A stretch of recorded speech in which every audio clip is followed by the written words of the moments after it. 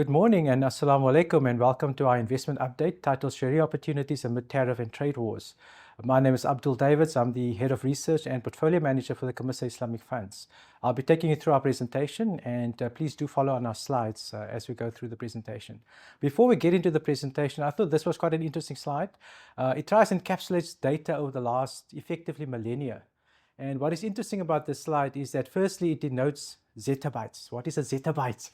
A zettabyte is effectively 1 billion terabytes. If you think of your cell phone, everybody that has the newest Apple iPhone might have 1 terabyte of data on their phone. So effectively 1 billion terabytes. So look at it as 1 billion Apple iPhones with the maximum capacity. That is a zettabyte. And since the dawn of history until about 2 years ago, when OpenAI and everybody knows about AI started, the cumulative terabytes and zettabytes that has been accumulated throughout history effectively amounts to about 540 zettabytes. Over the next 3 years, we've seen a doubling of that. And that's because of big data, because of machine learning, and because of the progress that we've seen with AI. So effectively, all the cumulative history of knowledge that has been accumulated over millennia has now been able to be doubled over the last 2 to 3 years.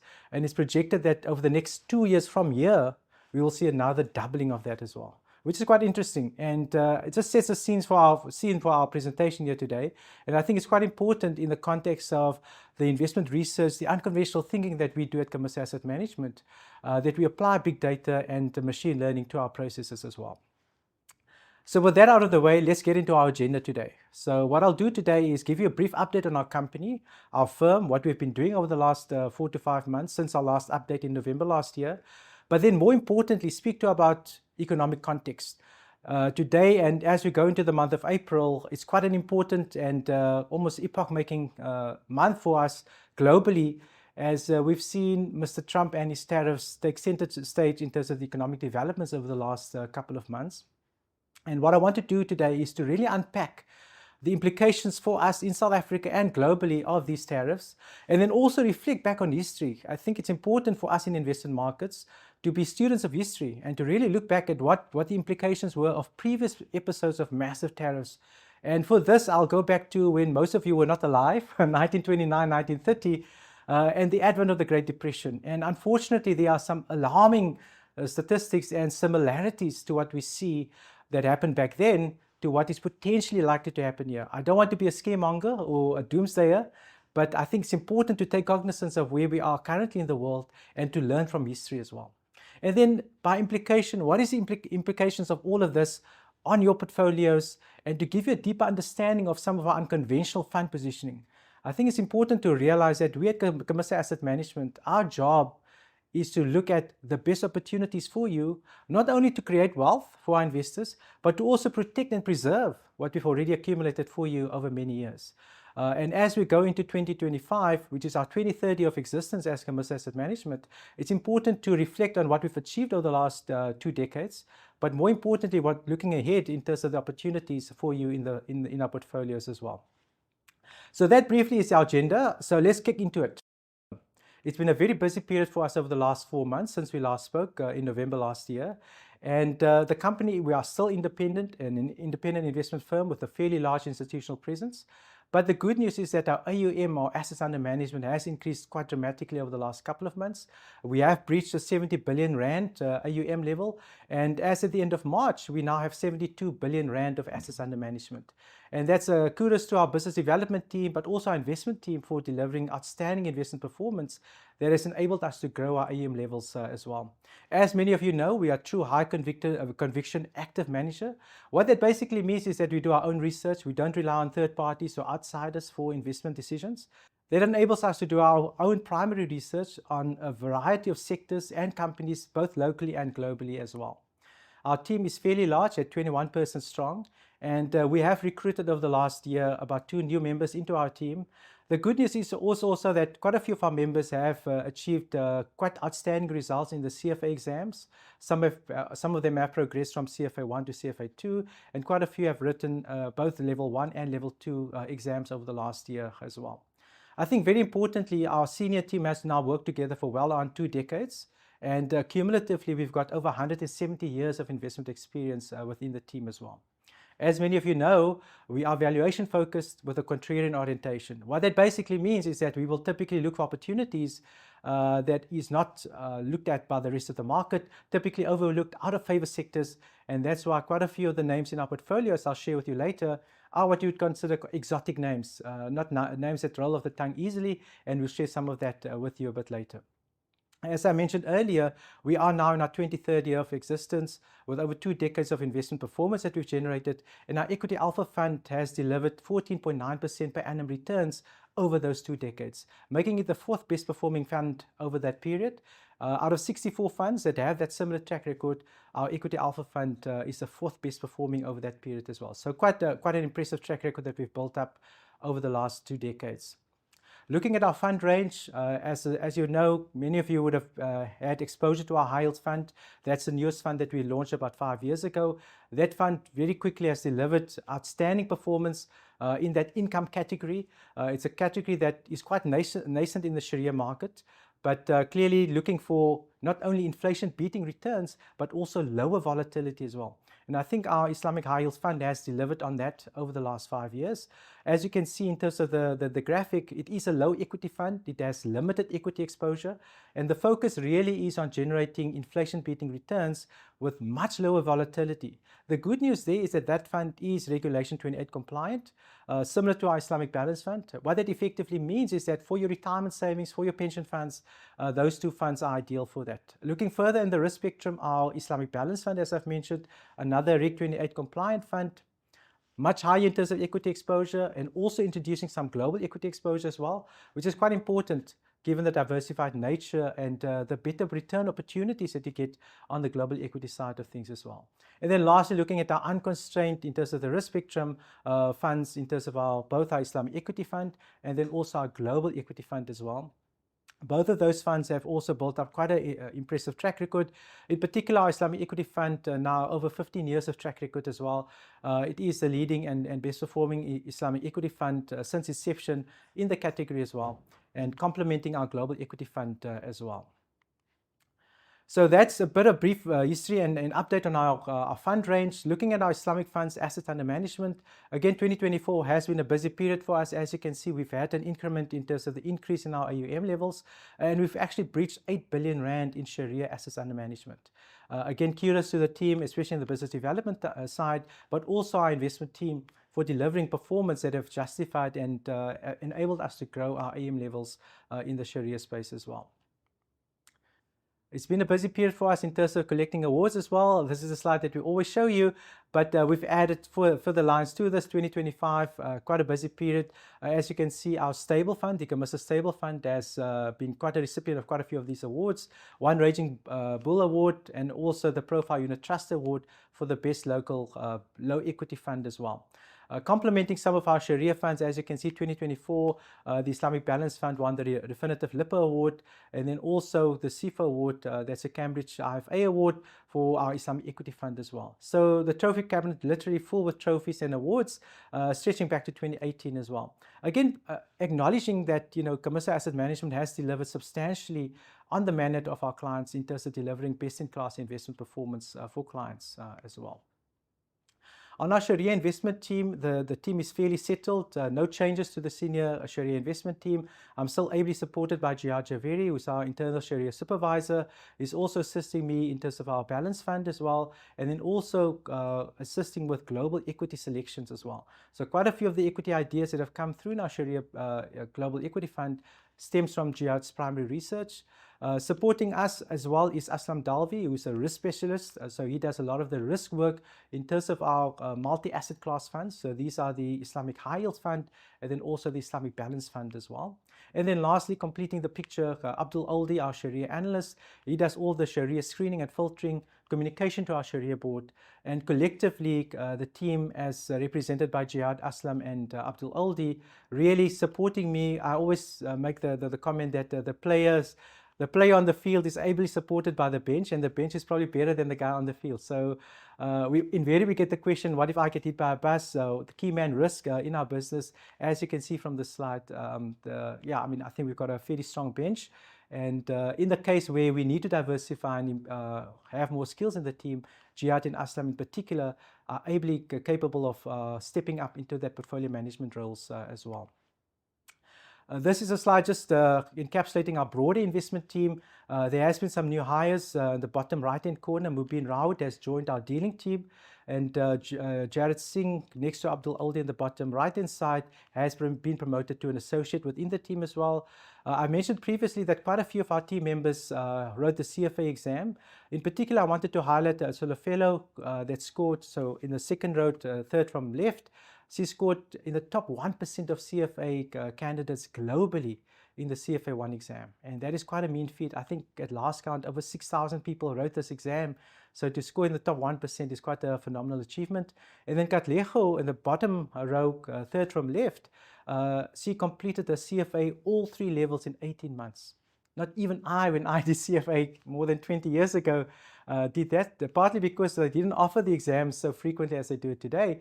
But Katlego started her journey with CFA in June 18 months ago, and more recently completed level 3 of the CFA, passing first time, which is quite a phenomenal achievement as well.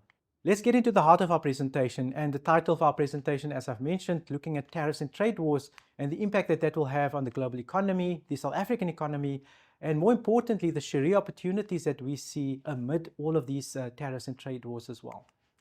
What we've done is firstly look at the economic backdrop, and it's important to understand under what circumstances these tariffs and trade wars are being implemented at a time where, as we'll highlight later in the presentation, times are very different compared to previous periods of tariffs and trade wars that we've seen, most notably the 2017 period, and then going back further, going to 1929 and 1930, the environment of the global economy as well, because that is important as we look forward in terms of opportunities for clients, not only in terms of opportunities to grow your wealth, but also opportunities to maintain and protect what we've already achieved for you as well.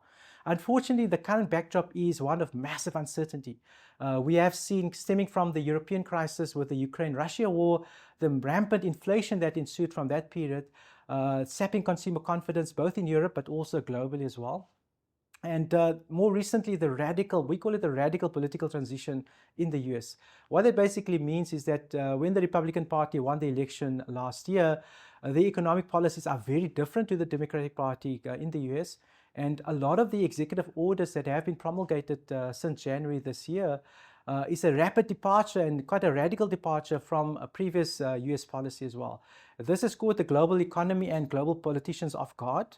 And in particular, what we have seen is that it has taken quite a significant confidence knock, both for consumer spending in Europe, but also in the US as well. So Western economies are still recovering from the inflation shocks from 2020 and 2022 when the Russian-Ukraine war started. They have emerged a bit more resilient. So the doomsday scenarios of substantial contraction in European economies hasn't unfolded, but those economies are still very fragile. And I think it's important to recognize that as well. China, unfortunately, has remained weak, both in terms of their property sector. Some of it is own goals that they've scored through economic policy, but also the pandemic scaring as well. As we've seen with the COVID zero policies of 2019, 2020, the clampdown on economic activity has had massive scarring to the Chinese economy, and it's also sapped consumer confidence in China as well. And as we know, most global economies, Western economies, the US economy, and also the Chinese economy rely on consumer spending as the engine for growth for the economies as well. Amid all of this, geopolitical tensions are very high. The war in the Middle East is still raging. The Russia-Ukraine situation has not been resolved yet, despite Mr. Trump's promises to have a one-day resolution to this war as well. And so the uncertainty that permeates this remains still extant in the markets as well. So amidst all of this, we have seen the US impose tariffs. Firstly, if I look at 2017, 2018, the previous bout of tariffs was primarily aimed at China. In this scenario, the first casualties have been places like Canada, for example, and Mexico. So clearly, amidst a renewed focus on tariffs and trade wars, the reach and the geographical expansion of that is quite concerning. And that's something that we'll unpack in a couple of slides as well. So we are quite concerned that the impact is much broader. It's much higher in terms of potential reach, especially the quantum of tariffs between 10 to 15 and up to 25% in terms of certain sectors as well, but also the countries involved as well. They are quite an important part of the global economy. And if we see a tit for tat in terms of tariffs, it could exacerbate the impact of these tariff wars as well. Coming back to South Africa, the South African economy has remained weak. The silver lining of a GNU is still very tentative and fragile. Growth momentum that we saw post the GNU in the elections, where there was quite a rampant and euphoric impact on markets. Markets in South Africa on average up between 15 to 20%. We have seen a bit of sobering in markets as well. So a lot of those retail companies, the consumer-focused companies in South Africa have derated over the last couple of weeks as sanity and a bit of sobering has settled into the market as well, unfortunately. So with that context, let's look at what the implications are for Mr. Trump and his tariffs as well. In this slide, we're looking at the announcements in this year, bearing in mind that the new administration was inaugurated in the beginning of January 2025, and almost immediately executive order by executive order was signed off by Mr. Trump. And these are almost bypassing the political process in the US, where decisions are made by the Senate or by Congress. So effectively, the speed and the extent to which these executive orders have been implemented has caught most of the world, and especially the political parties, by surprise. And it's really sapped confidence on a global level. Firstly, he announced a 10% China tariffs beginning of February this year, and more recently expanded the China tariffs, not only in terms of the basket of goods and services, but also the quantum as well. So up to 25% tariffs have been announced on certain Chinese goods, and then 25% tariffs on Mexico goods. I think the most concerning one for us is really the Canadian tariffs, because Canada, as not only a neighbor to the US, but also a long-standing partner and friend, if one can call it that, to the US, it has come as quite a bit of a shock and a surprise to see some of these Canadian tariffs being enacted. And we have seen the Canadian government also respond and also impose their own tariffs as well. The concern for us is that Canada is quite an important global cog in the global economy, supplying from agricultural goods to finished goods in terms of manufactured goods, both to the US and to the rest of the world. And all that tariffs does, it effectively has an inflationary impact on the cost of goods and services, and we as consumers are all much poorer for it as well. So to really understand the impact of tariffs, we needed to go back in history and look at periods where we've had high tariffs, high trade wars, and what the impact was on the global economy in the subsequent 5-year period as well. And to really do this, we went back to the Great Depression. So for most of you that might know, the Great Depression happened between 1929 to 1931. It was sort of juxtaposed between the First World War and the Second World War. And it's really a response to what happened in the First World War. It was a global war. There was a lot of reconstruction that needed to be done in most of those countries involved in the First World War. But also what then happened is that there was a scarcity of goods and services. So inflation started to tick up. And to protect the domestic economies, countries started to impose tariffs because they wanted to create jobs, because they wanted to lower inflation. The conventional wisdom was that if we impose tariffs, we can stimulate our local economy and we can become self-sufficient. But as we know from Economics 101, ideally what you should have is the countries that have the most competitive advantages in producing goods and services, they should be allowed to produce and export to the rest of the world. And then the whole world benefits.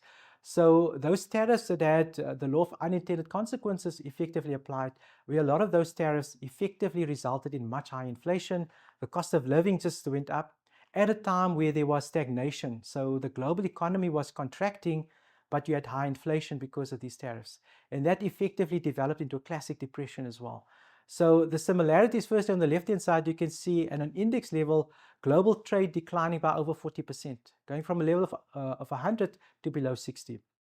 On the right-hand side of the slide, one can see that the US-China trade volume similarly impacted after the 2017 Trump 1.0, as we call it, imposition of those tariffs as well. A significant decline in US-China trade volumes, and China responded by selling US treasuries and effectively reducing their holdings of US Treasury from over $2 trillion to below $1 trillion in the ensuing period as well. Now, at this point, it's quite important to pause and reflect back on what we've achieved in the global economy over the last 2 decades, because the massive dividend we received as a global economy has been because of globalization. As I said, in terms of economic theory, the country that is the lowest cost producer, that has a competitive advantage in producing goods and services, should be allowed to produce and export to the rest of the world. Then we all benefit from the lower cost structure of that country as well. So China, as we know, over the last 2 decades, effectively becoming the manufacturer to the world, has been the lowest cost producer for many manufactured goods and services, and they've been allowed to export that to most countries in the world. So on the graphic on the left-hand side, we've decomposed global growth in terms of the countries that have contributed to that. At the bottom, you can see China, in terms of the red, accounting for about a quarter of global growth between 2000 and 2008, and then a similar number between 2010 and 2019. So effectively, between 2000 and 2019, China accounted for 25% of global growth, which averaged about 4%. So roughly 1%, 1.25% of global growth out of 4% came from China. And that's because China could use globalization to stimulate and grow the economy by exporting goods and services to the rest of the world.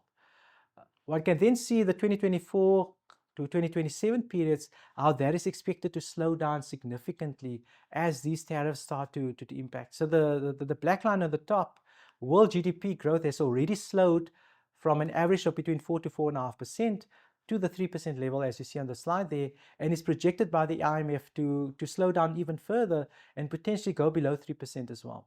And that's really the impact of the deglobalization trend that we've seen since 2017, but that has accelerated over the last 6 to 12 months as well. So while China was the engine of global growth, as I said, about 25% of global growth between 2000 and 2019, deglobalization is a headwind for China and global growth from year 2024 for the next 5 years as well. So unfortunately, as things stand today, if these tariffs are implemented and as the trade wars exacerbate, we are likely to see a dramatic slowdown in global growth that ensues from here as well. So next, the exercise that we try to do is to look back at Trump 1.0. So 2019, when Mr. Trump implemented some of these tariffs when he was president the first time around, initially the focus was on China. So the China focus, where he wanted to reduce the trade deficit. So China was running massive trade surpluses because effectively the exports were greater than the imports. In contrast, the US, because they were importing, especially from China, more than they were exporting to China, they were running a trade deficit. So trade is a zero-sum game. If one country is exporting, it means the other country is importing.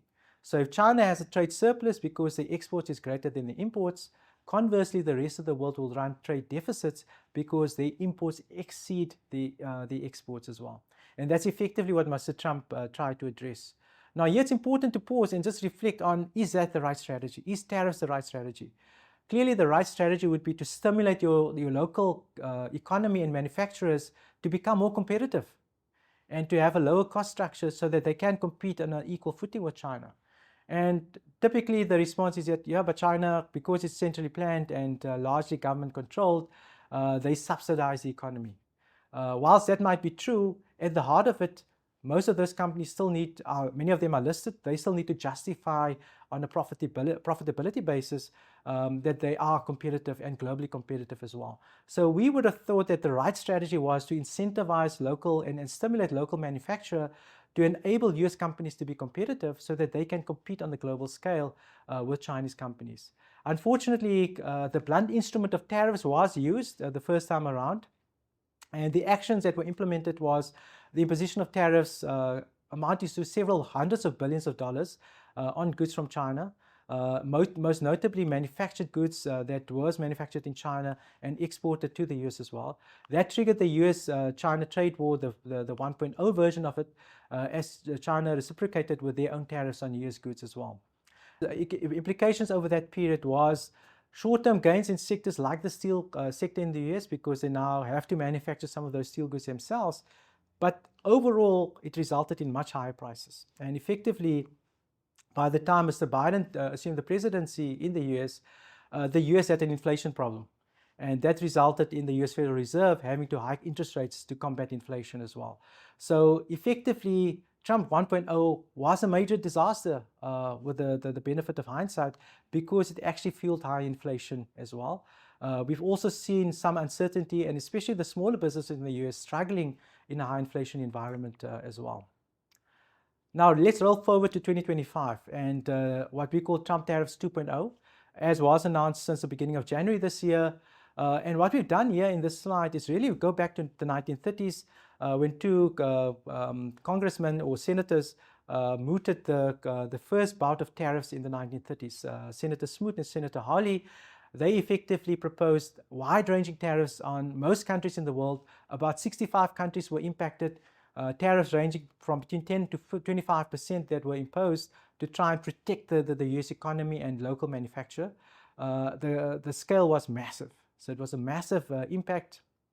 And because the US was a large economy and much bigger than China was at that stage in the 1930s, the global reach was quite substantial. Effectively, the policy goal of protecting jobs and the domestic economy was a miserable failure, because massive jobs were lost during that period, and that actually worsened the global depression between 1929 and 1931 as well.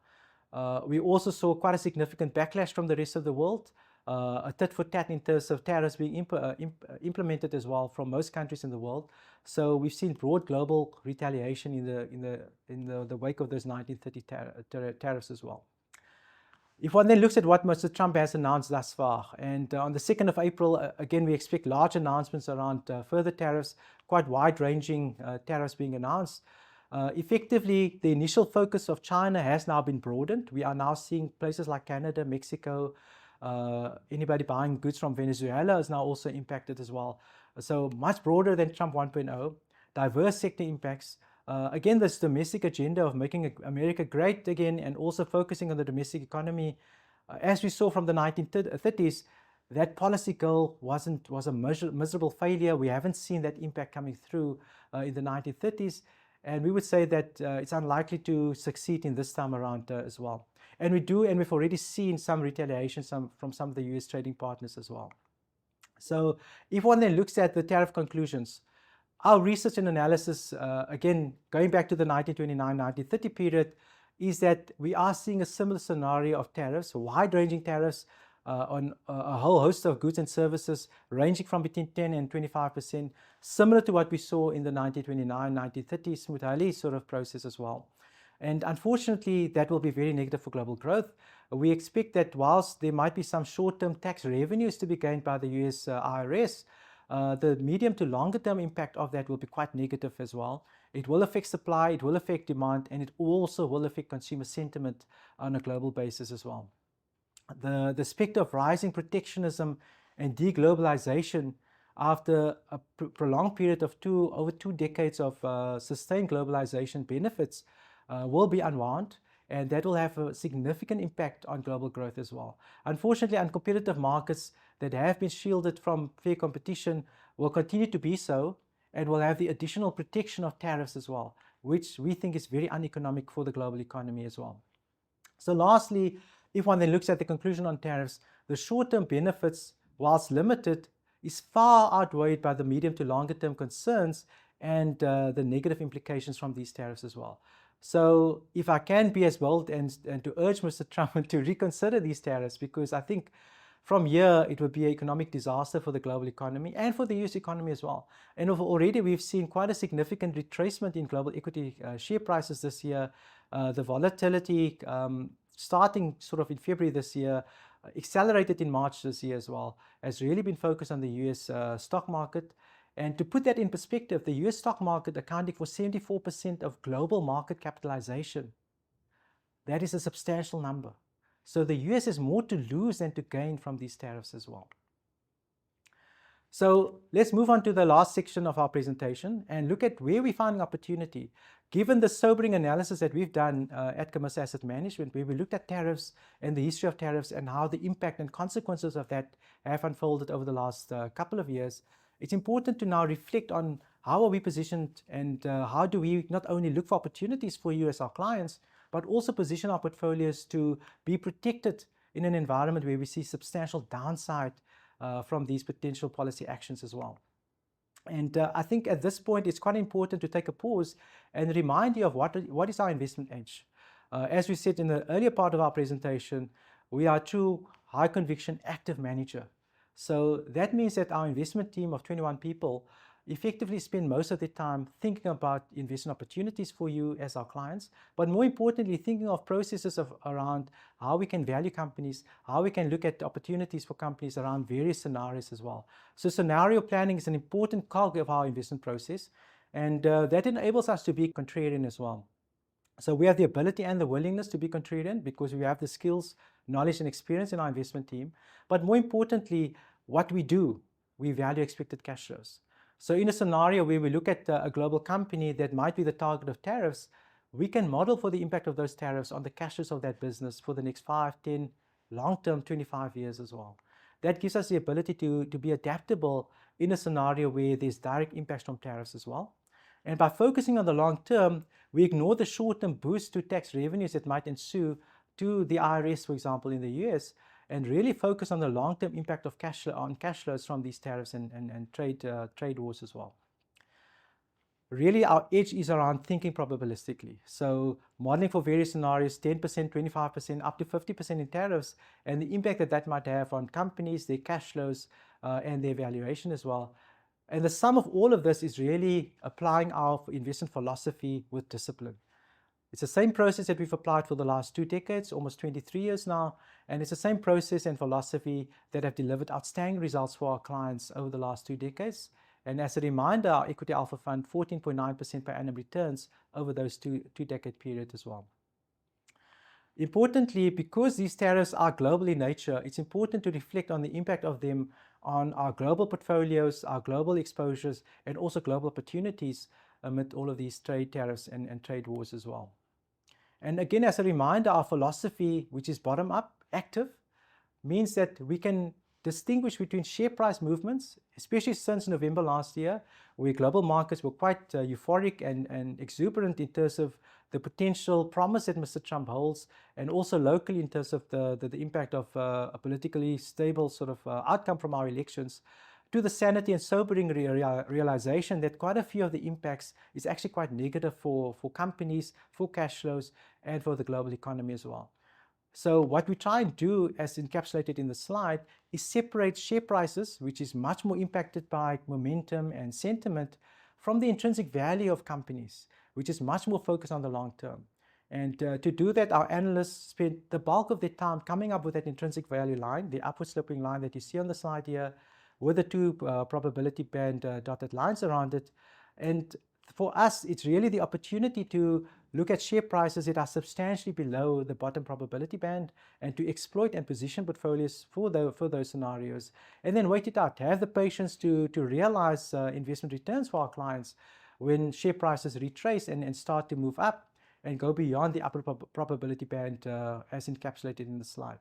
So it's an intuitive, simple investment philosophy, but typically very hard to implement because, as we know, human behavior, momentum, sentiment is a very powerful force.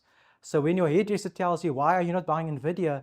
It's important to reflect on that and say, okay, what is the cause and why are we not invested in some of these global IT stocks that have been flavor of the month for well on a decade now? We have seen a substantial retracement in quite a few of them in terms of their share prices this year as the growth outlook started to disappoint as well. And I think this slide powerfully encapsulates the differences, but also the similarities that we see in global markets as well. And it's important that when applying this philosophy with discipline, we take the human emotion and the human element out of it, because we can all get swayed by human emotion and sentiment. The Magnificent Seven, something we spoke about in our previous presentation, that it was flavor of the month that did particularly well over the last 5 years. We have seen an average 25% reduction in the Mag 7 stock values this year alone, as consumer confidence and sentiment start to sap and weigh on these companies as well. Again, as a reminder, it's important to reflect on our process around investment opportunities and how we unearth some of these opportunities in our portfolios as well. So we've got our global equity universe of almost 4,500 companies that we look at globally. And whilst that is an impressive number, Rest assured, we don't analyze all of them in detail because we don't have the time of day to do that. Effectively do a lot of qualitative, quantitative, and residual scanning.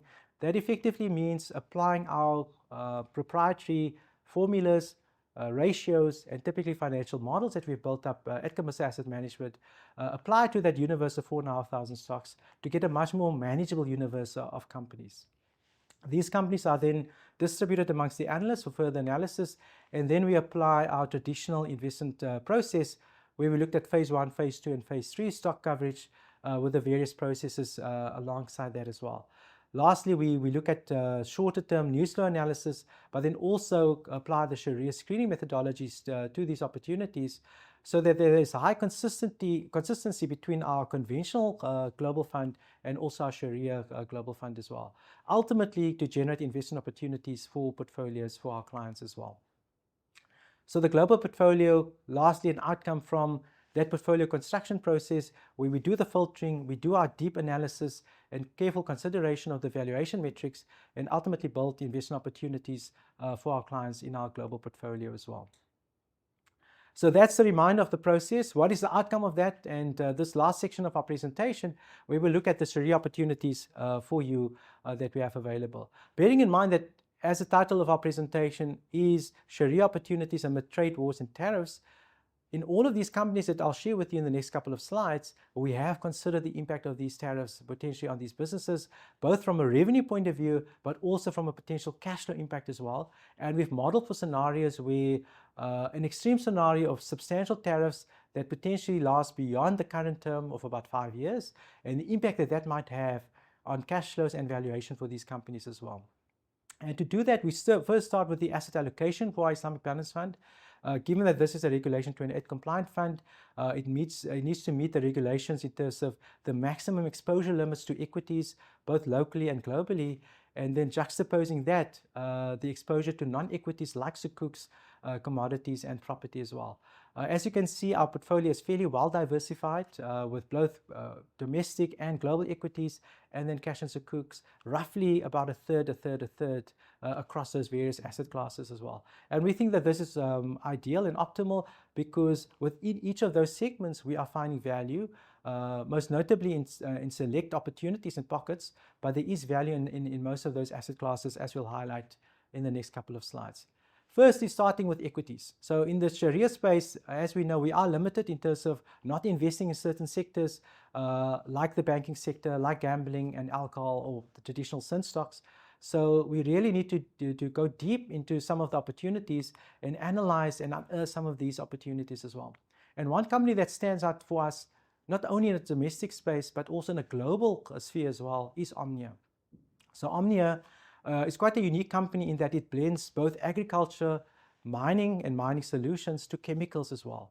So on a global scale, there's very few companies that have that mixed and diverse sort of mix of businesses together. And we think that in each of those components, Omnia has a distinct competitive advantage, but the growth is underappreciated in Omnia. Most notably, the one aspect that we'll talk about, which is a UMates business in Australia. So firstly, what is the investment case for Omnia? Omnia serves attractive end markets, both locally and globally, but also across the three divisions that they operate in: agriculture, mining solutions, and then chemicals as well.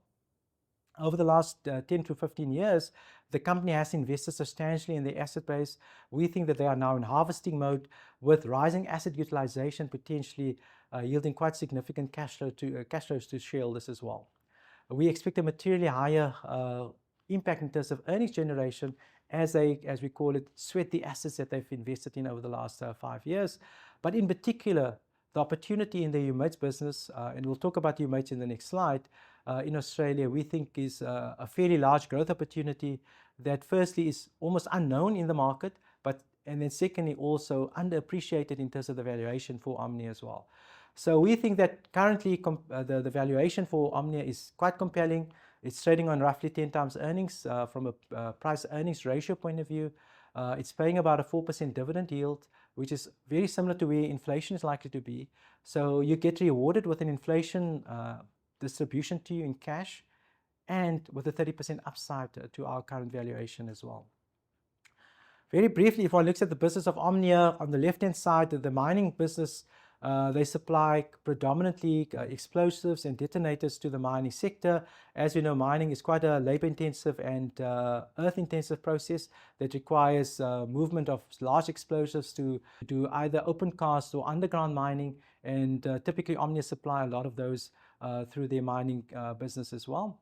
On the right-hand side of the slide, we've got the agriculture business in South Africa, which historically was roughly 50% of the business, but as the Australian business has grown, we have seen the bio-agri business take its rightful place in terms of the Omnia mix as well. So on the right-hand side, you can see some of the examples, granular and liquid fertilizers that they supply, but also the technology and software that goes with that. And then lastly, the Australian business in terms of its fertilizer is really a product called Humates. And if one looks at the utilization of these assets, as we've mentioned previously, Omnia invested something like 10 billion Rand in their asset base over the last 6 to 7 years. And this slide is a bit busy, but it just gives you the various verticals and effectively the capacity to grow into the utilization levels across the supply side, the mining, and then also agriculture as well. So we think that Omnia, by doing nothing in terms of further investment in the asset base, has a substantial opportunity to just leverage off their asset base from current levels as it grows into the earnings as well. Quite excitingly, the bio-agri business in Australia, we think, is a phenomenal opportunity, and we'll speak about that in the next slide. So what is Humates? Humates is a unique compound, if you think about it, almost like a particle from coal that is developed over 20 million years, so a bit of a geological history lesson here. But effectively, as the dinosaurs were roaming the earth and they passed away, their bodies decomposed. Over millions of years, that decomposition process has resulted firstly in coal being formed, and below the coal level is this product called Humates. So in Australia, we know the state of Victoria, there's large coal mining happening. As they mine the coal, they discover that there's this other material below the coal, which is not fit for burning or for energy use, but actually has quite outstanding fertilizer applications as well. So there are only 2 places in the world that has this, in Victoria in Australia, and then a place in North America as well. Quite some stark similarities between the product type. In the US it's called leonardite, the product there, and in Australia it's called Humates. And effectively, the product that Omnia manufactures, and Omnia is the largest producer in Australia from this. There are some smaller producers as well of Humates in Australia, but effectively their K-Humate product is used in agriculture, and you can see on the slide some of the benefits of Humates in terms of the product quality, in terms of agriculture, but also the yields that you get from a harvest as well. So the market applications of Humates is quite compelling, and we think quite a fantastic opportunity for Omnia to deliver into the global market as well. This industry is very nascent. It only started about 5 years ago, and already Omnia is making headway into globalizing this product. They've got customers now in Brazil, which is one of the largest agri markets globally as well. But we think that the opportunity set is fairly large as Humates is combined with other fertilizers to improve yields for farmers across the world as well. So that's the Humates business. We think that that is not factored in firstly in terms of the valuation of Omnia, but also more importantly from the cash flow generating ability of Omnia as it globalizes this business as well. And testimony to this is the slide that you see on screen, where we look at the EV/EBITDA margin. And effectively, Omnia is trading at a much lower multiple compared to their competitors as well. Effectively, the profits generated by Omnia is at a lower price compared to their competitors. If you look at Nutrien, Mosaic, the North American players, but also some of the European players and Australian players like Orica and EPC as well. In fact, Omnia is trading at less than half the rating compared to some of their competitors, despite the fact that Omnia has a much better quality, much more compelling product, and probably a much better growth trajectory over the next 5 to 10 years as well. So we think that Omnia can stand amidst these global giants in any global portfolio, and we are quite pleased to know that it's a South African company that makes global headlines and global headways as well. The next company that we wanted to talk about is MTN. It's a company that you are very familiar with. Unfortunately, MTN has had a checkered history of late, especially given the woes in Nigeria, and in particular the Nigerian Naira and the impact that that has had on the Nigerian business as well. So what we did is we did a bit of navel gazing and looked back at MTN and say, what is the opportunity for MTN? What have they achieved over the last 24 years after starting in Nigeria in 2001? And the conclusion we came to was that MTN is still exposed to markets with strong secular growth drivers. If one looks at global telecommunications companies, most of them are exposed to countries that are very mature. Ex-growth, we are not seeing massive growth in terms of cell phone take-up or data packages, for example, whereas Africa still has a very large demographic dividend to play. Most of Africa, in terms of population, is under the age of 18 years old, and with a growing population, you'll have growing demand for services, especially the likes of telecommunication services that MTN provides as well. So the demographic dividend is unappreciated and unparalleled compared to some of the larger telecommunications companies globally. Allied to that, the low broadband penetration in many countries, especially Nigeria, means that MTN can actually quantum leap fixed line operators. So if one looks at South Africa, we've got Telkom as an incumbent. They've invested substantially in the fixed line network. That is nascent or almost non-existent in places like Nigeria. So MTN can become the de facto fixed line operator in places like Nigeria as well, and get the benefit of rolling out these services in an environment where there's a large vacuum in terms of fixed line operations as well. And that's where the yellow band comes in. It's a term that MTN has used themselves, referring to the network that they've rolled out in Nigeria. As we know, the MTN logo has a lot of yellow in it. So the yellow band effectively referring to the platform that they've created over 24 years in places like Nigeria and the rest of the world, the rest of Africa, most notably the 21 markets that they operate in Africa and places in the Middle East as well. We believe that that is unparalleled. There's very few companies globally in terms of the telecommunications landscape that have a similar reach and network, as we'll show you in the next slide as well. So we feel that largely a lot of the opportunity for MTN is similar to Omnia, harvesting. You've made the investment, now you need to harvest.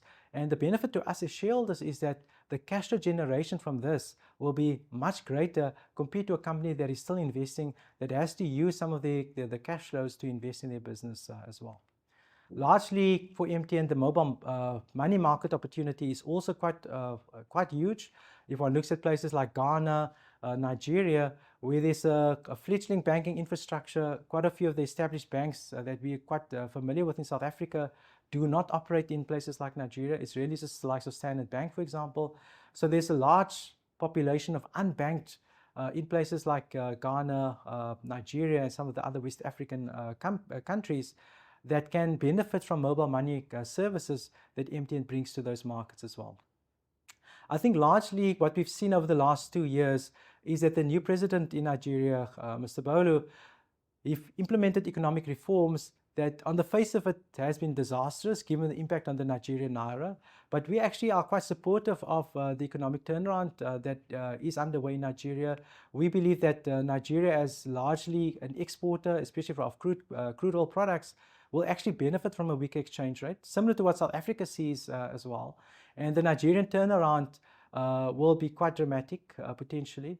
But even in a scenario where the currency doesn't strengthen from current levels, so assuming we settle at 1,000 naira or even above 1,000 naira to the dollar, we still see substantial opportunity for value unlock for MTN Nigeria, which is not priced into the current share price of MTN as well.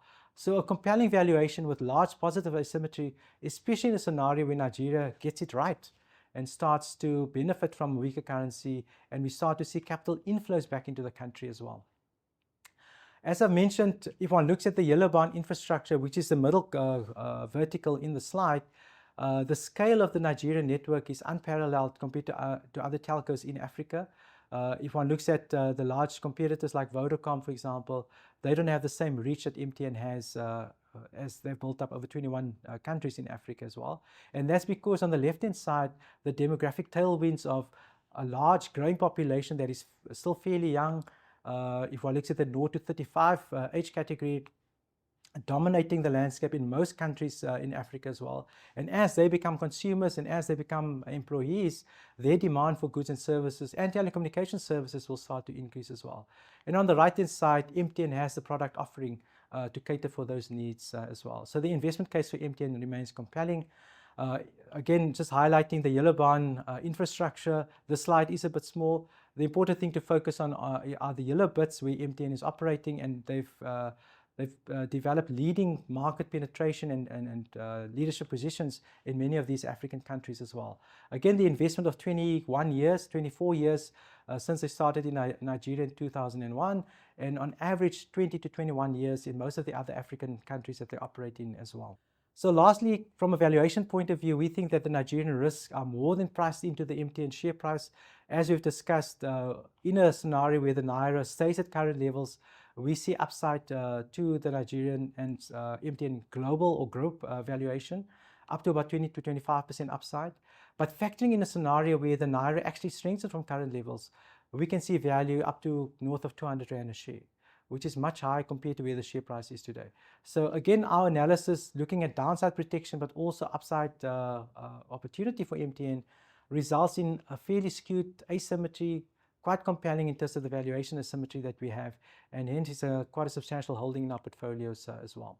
The last company I wanted to talk about is quite an obscure company, if I can say that. It's only got £1 billion of market cap, and that's right, it's pounds, so it's listed in the UK. But it's actually the world's largest heat treatment and heat manufacturing processes company, supplying diverse companies and countries as well on a global basis.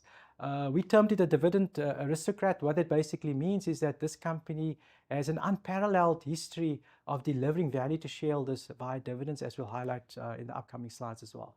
So what is the Bodycote investment case? Effectively similar, again, the theme running through both MTN, Omnia, and Bodycote is that they've invested. These companies have all invested in infrastructure. They've built up substantial capacity that they're now in harvesting mode. So both in the two main product lines, which is specialty technologies, and then also the heat treatment business. In a nutshell, what this company does is it takes metal from their customers and make it much more resilient, make it much more robust through a heat treatment process. If you think of your engine, for example, because of the high temperatures at which your engine needs to operate, you can't just use normal steel. It needs to be high quality and robust steel that makes up a large part of your car's engine. To do that, your engine gets sent to a company like Bodycote to make it much more robust and resilient to withstand those high temperatures. Now, if one thinks of globally applications for this, from aviation, aerospace, to large buildings, industry, manufacturing processes, the applications and the runway for growth is fairly large. And Bodycote, as the world's leader in this field, has a large runway for growth. And they've invested for this, and they're now effectively in harvesting mode, as we discussed as well. So the market applications for specialty treatment businesses has increased dramatically, most notably with the advent of EVs, electric vehicles. So whilst your EV might not have an engine, because of the battery, the size of the battery, and the weight of that, it requires robust steel and caging around it as well. And Bodycote is a supplier of that. Also in the renewable energy space, where you've got gas turbines, power generation applications, all of those require fairly robust steel and steel products to make those products work as well. The unique feature of Bodycote, because of its ability to generate substantial cash and return cash to shareholders, is that the business model is quite asset light. So once they've invested in the sachet, or as we call it, or the platform to start manufacturing and treat these metals, it becomes easy for them to distribute cash to shareholders because there's no further investment required as well. Unfortunately, because of its size at £1 billion, so just over 20 billion Rand in terms of market capitalization, it's a company that is largely overlooked. It's too small for large fund managers, both globally and in the UK as well. And we think it's an unloved, underappreciated company at a fairly low rating, trading at around 9 times earnings, paying almost a 5% dividend yield. These are the type of companies and opportunities that we like in our portfolios as well. This slide is a bit small, but it tries to encapsulate the market opportunity for Bodycote. So currently the addressable market opportunity is about £12 billion. That balloons to about £23 billion if one includes other OEM production processes and leveraging off the chassis that they've built up over the last couple of years. And we just give you some of the examples of the customers, from Boeing to GE. BMW is a large customer of theirs as well. And increasingly we see EV adoption being an opportunity for Bodycote, as we discussed as well. So the integrated nature of their networks and facilities means that they can harness those opportunities And in most cases, Bodycote is either number one or number two in a lot of the markets that they service as well. The markets are admittedly fairly fragmented, so there is opportunity to consolidate as well. But being the largest player means that they've got much greater scale to serve companies like a BMW or a Boeing in terms of those large aerospace and aircraft as well. If one looks at the investment theme for Bodycote around their specialist technologies business, we see that it's a much higher quality business, generating substantially higher margins for Bodycote. And by tilting towards that side of the business, there's a substantial margin uplift that will ensue from them as well. And you can see how the bars transitioned from 2014, where classic heat treatment was about 75% of the business. By last year, it was less than 70%. And that's because specialist technologies have increased in terms of each share of revenues as well. And as a reminder, specialist technologies is a much higher margin business. You can see almost a 10% differential in terms of margin. So as the business shifts more towards specialist technologies, the margin uplift is also quite substantial as well. The thing that I really like about Bodycote is its dividends and the fact that they've been a consistent dividend payer. An unparalleled record of 36 years of paying dividends, but not only paying dividend, maintaining or increasing their dividend over such a long period of time as well. And this bar just shows there's actually been periods where they've paid special dividends, periods where they've had excess cashes as well. But the bottom blue bar, you can see, has been consistent. We haven't seen a decrease in terms of the ordinary dividend. And last year, they also announced quite a large buyback of shares as well. So you got your dividend and then a share buyback as well. So cash returns to shareholders has been a key feature and a hallmark of Bodycote over the last 36 years as well. Those are some of the three opportunities that we see on the equity side. Largely, to conclude our presentation, I wanted to share some opportunities on the Sukuk side, particularly South Africa as well. We have seen, as a context, inflation moderating, as we've seen globally as well. But more importantly, the South African Reserve Bank is trying to moderate expectations around future inflation as well. So what this slide highlights is effectively inflation stabilizing at about, it actually decreased to below 4.5%, potentially stabilizing at 4%, but then remaining anchored at that level. Please bear that number in mind, because what we'll show you in the next couple of slides is effectively real Sukuk rates that gives you much better than inflation in terms of the outcomes as well. If one looks at the next slide, the green bars represents the various periods. So effectively, if one looks at 30 days, 90 days, and up to 5 years in terms of the Sukuk rates, and you can see that those numbers at the top substantially above the 4.5% level.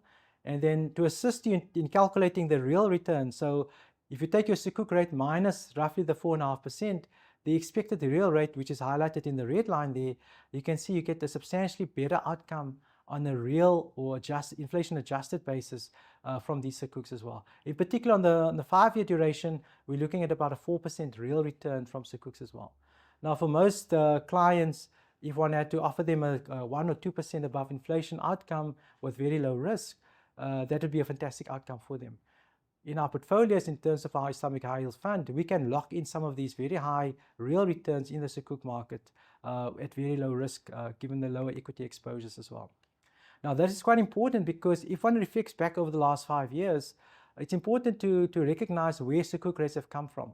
So 5 years ago, Sukuk yields were much higher because there was the risk of much higher inflation. It was a global theme, and partly because of the tariffs that started in 2017, we saw rampant inflation as well, and Sukuk yields were high to compensate you for the high inflation. And you can see that in terms of the top line, the yield curve at 31st of March 2020 was fairly elevated, above the 11%.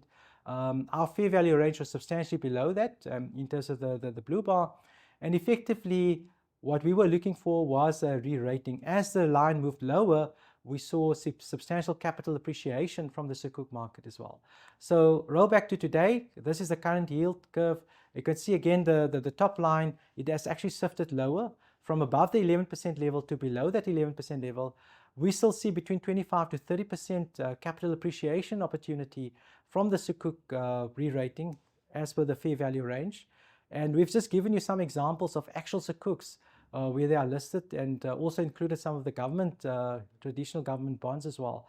So we think that SA Sukuks, especially from the government side, are fairly competitively priced relative to the South African bond market, and also given the absolute yields that we currently see substantially above that 4.5% level, the South African Sukuk market is quite attractively priced, and as a result, we've got a large exposure both in our Islamic High Yield Fund, but also our Islamic Balance Fund in these Sukuks as well. And this is encapsulated in this slide. So the bubbles represent the various Sukuks that we have. The larger the bubble, the bigger the amount invested in those Sukuks. Again, the duration is in days, so 1,500 days would be roughly about 5 years or so, or just under 5 years.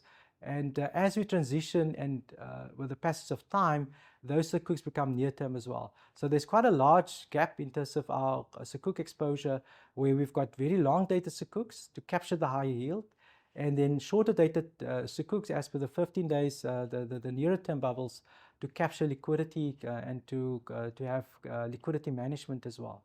But more importantly, if one looks at our average yield at 10.6%, again in the context of a 4.5% inflation rate, you're looking at almost a 6% real return from these Sukuk duration and Sukuk portfolios, both in terms of our Islamic High Yield Fund and the Islamic Balance Fund as well.